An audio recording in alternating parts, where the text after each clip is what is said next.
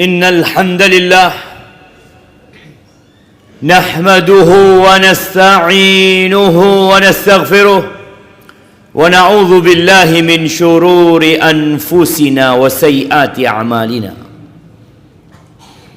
من يهد الله فلا مضل له ومن يضلل فلا هادي له وأشهد أن لا إله إلا الله وحده لا شريك له وأشهد أن محمدا عبده ورسوله وحبيب وخليله اللهم صل وسلم وزد وبارك وأنعم على عبدك ورسولك سيدنا ومولانا محمد وعلى آله وأصحابه أجمعين أما بعد فيا عباد الله أوصيكم ونفسي بتقوى الله فقد فاز المتقون قال الله تبارك وتعالى في القرآن العظيم يا أيها الذين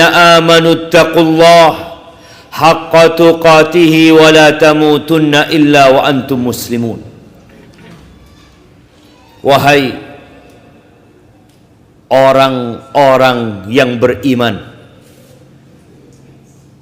Allah Jalla Jalaluh memanggil hambanya berulang kali di dalam Al-Quranul Karim. Allah mengatakan ya ayyuhalladzina amanu. Setelah beberapa ayat kemudian Allah panggil ya ayyuhalladzina amanu. Setelah berganti surat Allah memanggil ya ayyuhalladzina amanu. Karena manusia sering lupa. Kesibukan dia dengan dunia, kesibukan dia dengan keluarga, terkadang membuat dia lupa dengan kenapa dia diciptakan dan untuk apa dia diadakan. Allah katakan ittaqullah, bertakwalah kalian. Bayangkan orang ini sudah beriman, orang ini sudah mengatakan amanna billah wa bil yaumil akhir, lalu Allah katakan kepadanya ittaqullah. Kalian yang sudah beriman, bertakwalah kepada Allah, takutlah kepada Allah, ingat kepada Allah dan jangan melupakannya. Bersyukur kepada Allah dan tidak kufur atas nikmat yang Allah berikan. Taat, patuh, nurut dan tidak bermaksiat kepada Allah. Wala tamutunna illa wa antum muslimun. Dan kalian jangan mati kecuali dalam kondisi Islam. Hadirin rahimakumullah. Apakah ada jaminan bahwa kita semua akan mati Islam?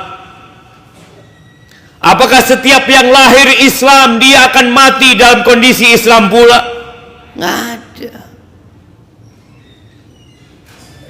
Ada orang yang hidup semasa dengan Rasul sallallahu alaihi wasallam. Bahkan dia menulis wahyu. Tapi ternyata dia mati murtad. Ada cerita seorang muadzin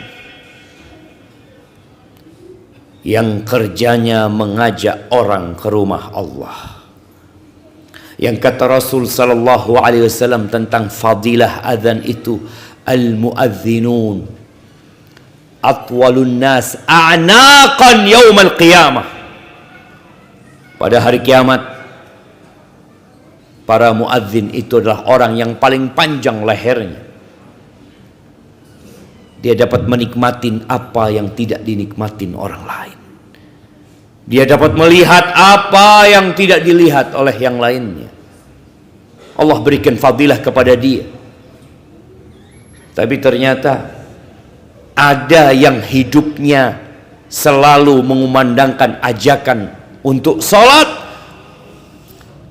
tapi mati meninggalkan sholat, bahkan mati meninggalkan Islam.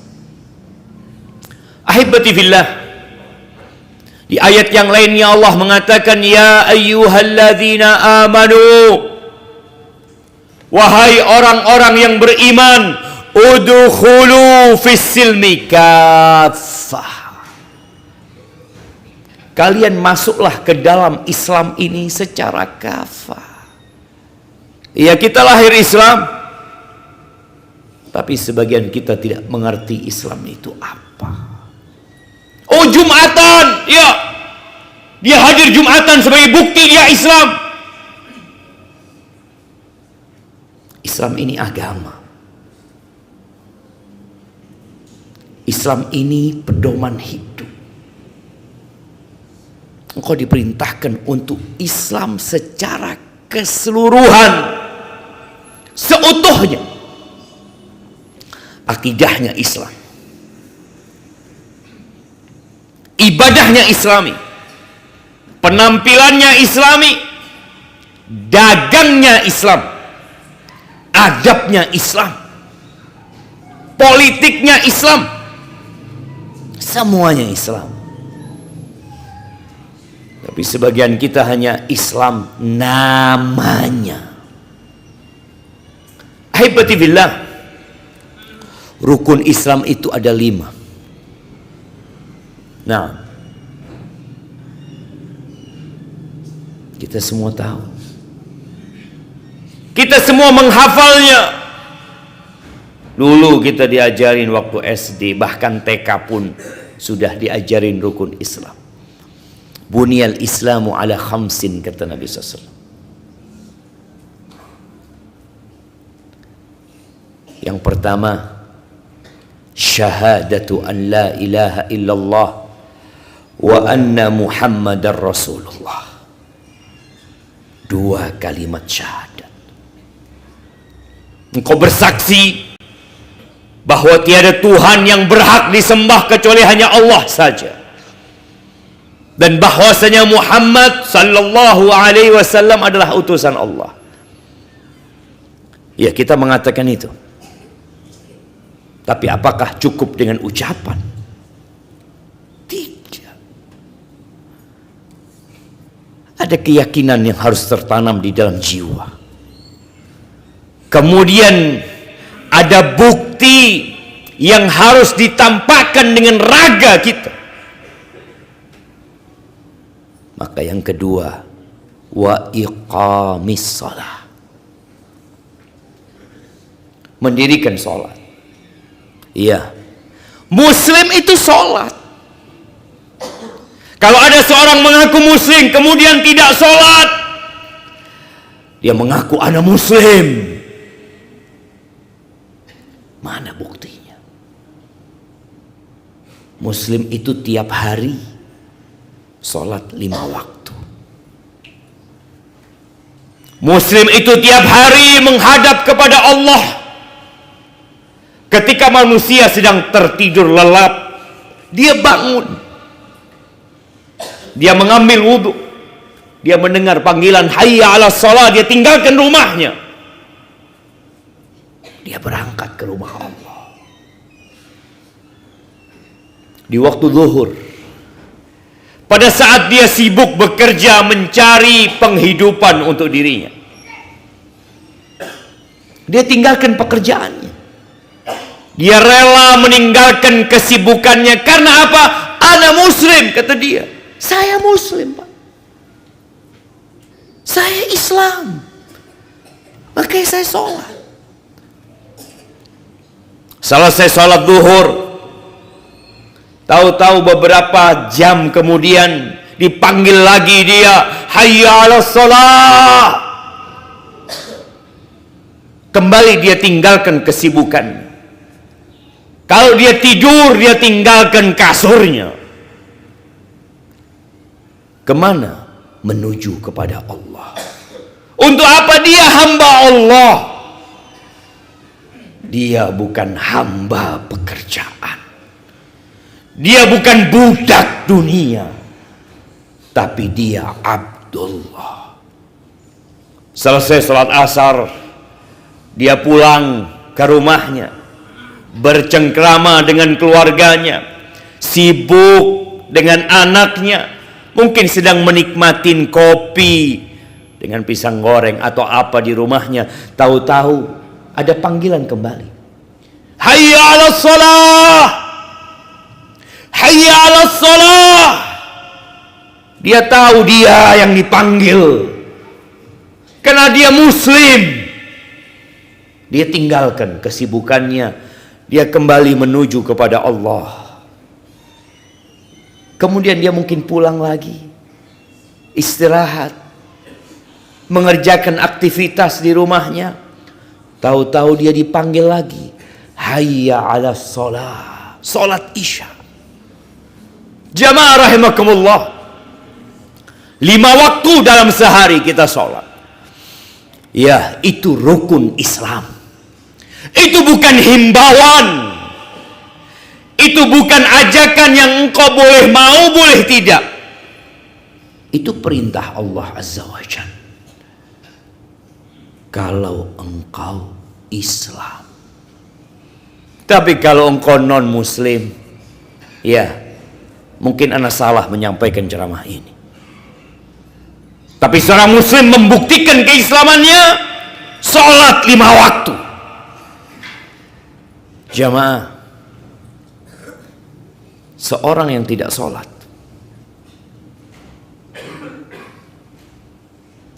kata Nabi SAW, al-ahdu alladhi bainana wa bainahum as-salah faman tarakaha faqad kafar. Yang membedakan kita sama mereka itu sholat. Yang tidak sholat kafir. Loh iya Ustaz, tapi kan ada khilaf di antara para ulama tentang orang yang tidak sholat. Ya, apakah kekafiran ini keluar dari Islam atau tidak? Sehingga seorang muslim yang tidak sholat mati, diragukan keislamannya.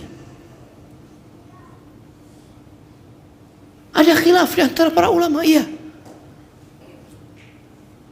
Pendapat sebagian salafus saleh, di antaranya Imam Ahmad bin Hanbal, mengatakan orang yang mengaku Islam kemudian mati tidak pernah sholat, jangan disolati, jangan dibawa ke masjid. Dia hidup nggak pernah ke masjid, mati kok bawa ke masjid. Bayangin ya, kalau orang ini nggak sholat kemudian kau bawa dia ke masjid, ayo ke masjid, marah dia. Kok mati kau bawa ke masjid? Loh, mumpung dia mati, nggak bisa berontak dia. Dalam mazhab Imam Ahmad, nggak perlu disolatin, nggak perlu dimandikan, dikafani, bikinkan jurang dia, kuburkan di sana. Dalam mazhab Imam Syafi'i, kalau orang itu tidak sholat, dipanggil, disuruh sholat, tetap nggak mau sholat, dibunuh. Tapi tidak murtad, ya, tapi dia dibunuh. Nggak ada gunanya dia hidup. Kematian lebih baik buat dia.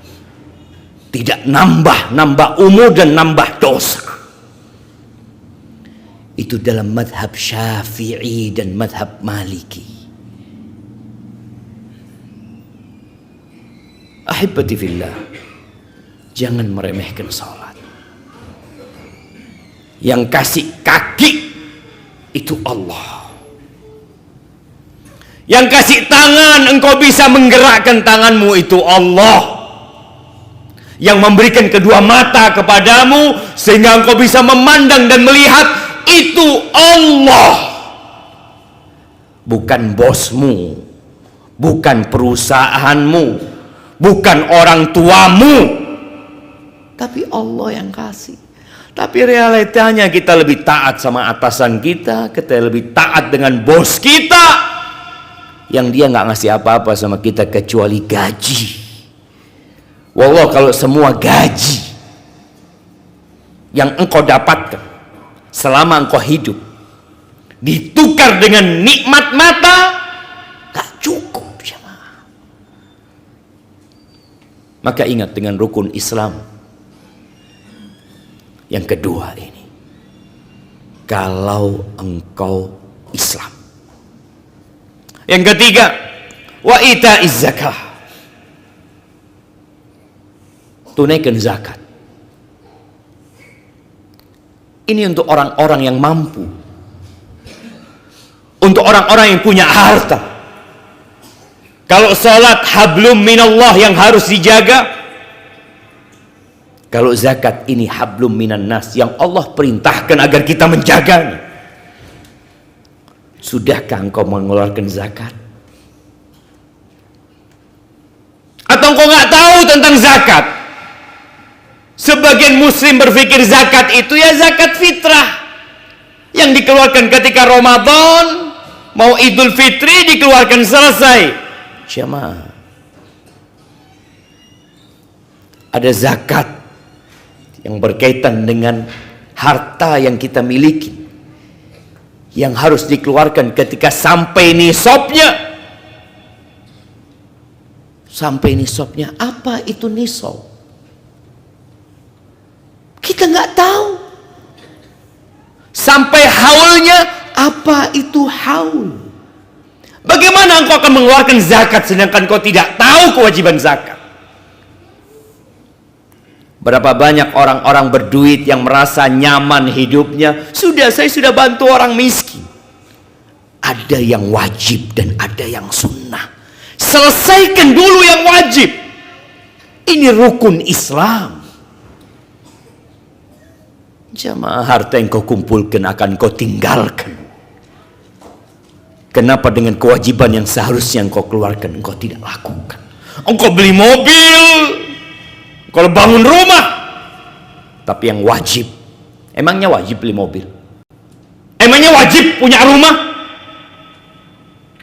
Engkau wajib bayar zakat. Itu yang ketiga. Dan Allah sering kumpulkan aqimus shalah wa atuz zakah. Dirikan salat dan tunaikan zakat.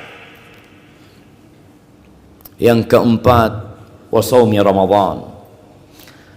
Puasa di bulan Ramadan. Ada sebagian muslim yang puasa di bulan Ramadan tapi nggak sholat dia. Dia lupa bahwa rukun yang kedua itu sholat, kewajiban harian. Sebagian kita dulu pernah tidak puasa. Sebagian punya utang puasa. Nggak ada yang tahu kalau dia punya hutang. Tapi itu rukun Islam yang engkau bakal ditanya. Mulut yang kau miliki, lidah yang ada di mulutmu, lambung tempat makanan itu mengolah, itu Allah yang bikin. Dan Allah perintahkan kepadamu untuk puasa. Yang kelima, haji. Ya, haji bila mampu. Sebagian kita sudah mampu 10 tahun yang lalu, tapi dia nggak berangkat haji. Belum. Kenapa engkau tunda? Tahu-tahu dia sudah tua, dia sakit, dia stroke. Engkau juga bakal ditanya, kenapa engkau tunda-tunda sedangkan engkau sudah mampu melaksanakan ibadah tersebut. Ahibati fillah, saatnya kita bermuhasabah, introspeksi diri. Apakah aku muslim yang sebenarnya? Atau aku hanya pura-pura Islam? Aqulu qawli hadha wa astaghfirullah li wa lakum wa li sairil mu'minin wal mu'minat fastaghfiruh innahu huwal ghafurur rahim.